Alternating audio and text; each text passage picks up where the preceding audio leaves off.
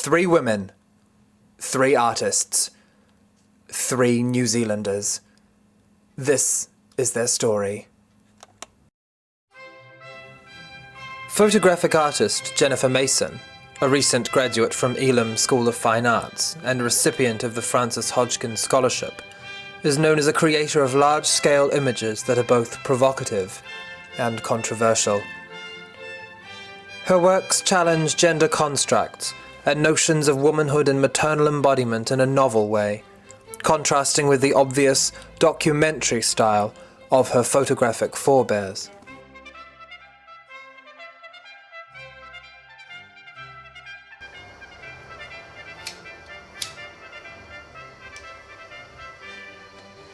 Well, when I was training at university, photography functioned under a system of patriarchy where it was mainly documentary images that were considered good photographic images, and I had not chosen the medium of photography for this purpose. In fact, I had really chosen it to quickly convey societal issues that I was concerned with at the time. One particular was feminism and the movement of women's rights. For the past 18 months, Jennifer has made Paris her base, where the City of Light has formed a foil and backdrop to her work. Jennifer has immersed herself in la vie parisienne, challenging her self-view as a modern Pākehā woman by revisiting the roots of her own European heritage.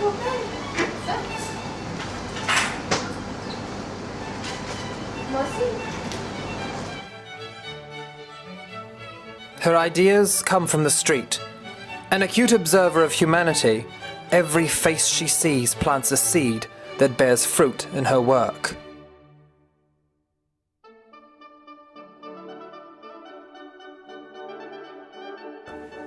Today, Jennifer is hard at work, creating the latest in her current body of work, selecting props and costumes in her tireless search for the perfect image to communicate her unique message. Costumes and props are not the objects themselves, as in fashion, but rather symbols or tools that further her objective.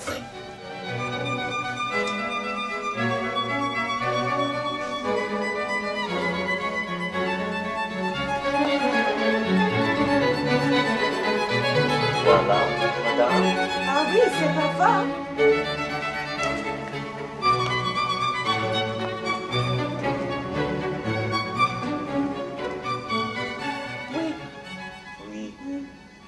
Likewise, the subjects themselves are vital to Jennifer's vision. Claudette, Jennifer's current muse, was spotted by Jennifer at a local cafe. The two became friends, and their partnership ensued. Their friendship allows a certain rapport which is essential for the symbiotic creative process. The model is exposed before the camera, not only their flesh, but their past and present, hopes and fears. Trust is critical to achieve the artist's goal.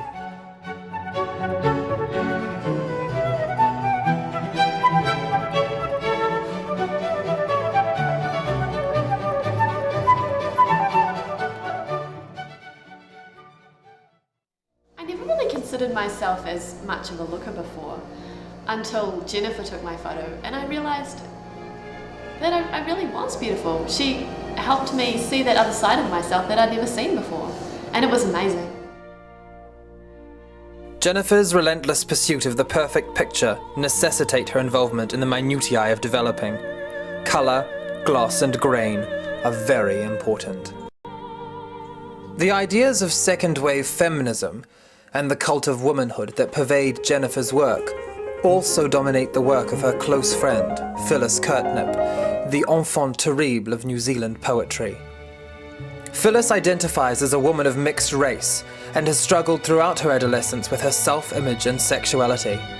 This process of growth has informed her roles as a satirist, writer, poet, and activist.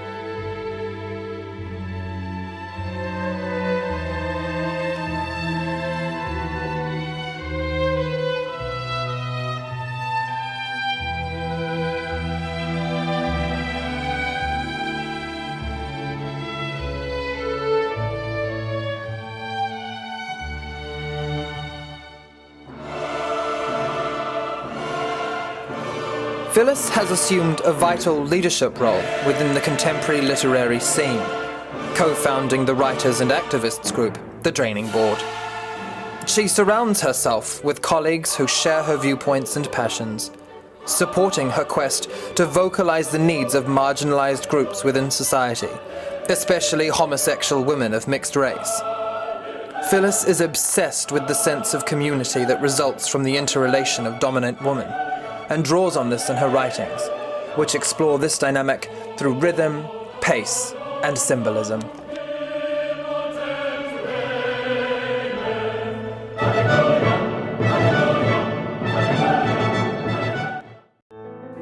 My mother's chi has always permeated my work. At first, through a loathing born of self-fear. But once I recognised my own sexual self, I felt a profound connection awaken between us. The nurturing she gave me, the oppression she suffered, and my own suffering sparked on my own writing, until it became like a deafening voice, unstoppable, like a gag response or an orgasm, demanding an outlet to show its rage, its fear, its hate.